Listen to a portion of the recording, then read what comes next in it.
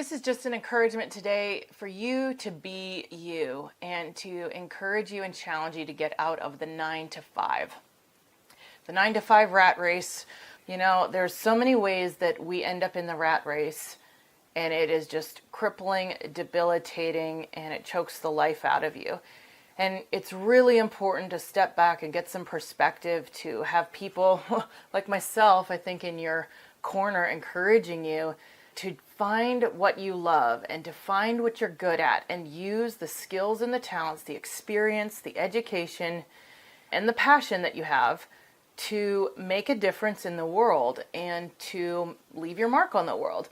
And it can be as simple as, I have a friend that has started baking bread.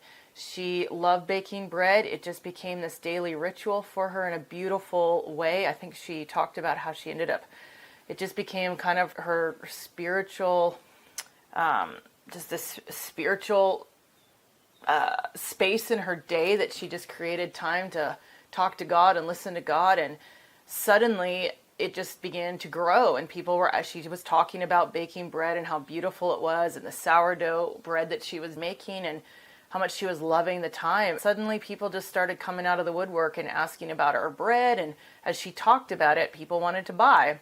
And so in the last, I don't know if it's been a year now, but she has built on the side an incredible boutique bread business. She and her husband still have their 9 to 5 in other ways and homeschool their boys and whatnot, but they have this budding business venture that is growing and could grow to be something they can't contain. We don't know. Who knows? It's an adventure.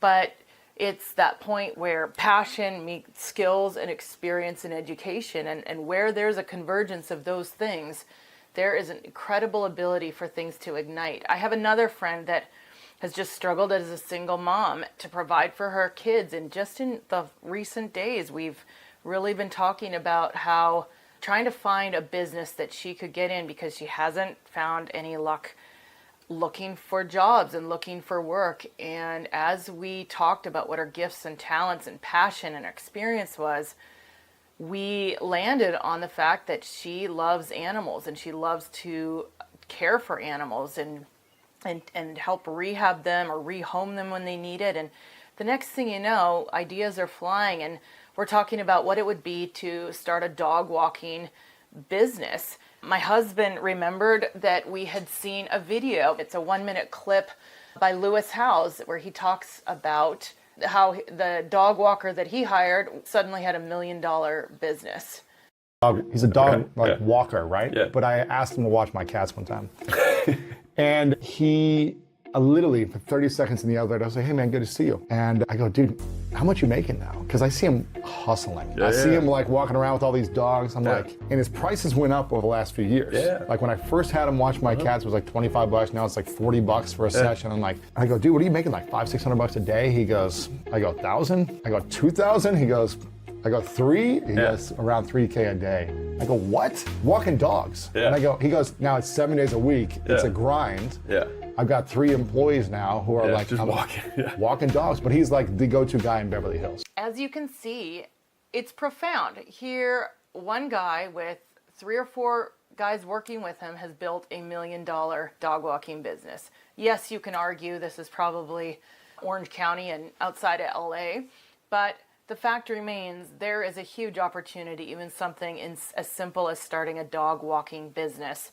And as businesses go, this is a lean, mean startup machine, because you don't need to invest almost anything into a business like this. My husband remembered that about 5 years ago, he was working on a project in his renovation business and had a client, and found out that the guy was quitting his corporate job. I don't know how much he was making. I want to say like $70,000 a year or something.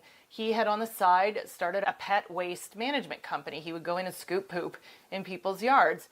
This side hustle had grown so big that he couldn't contain it and was quitting his full-time job.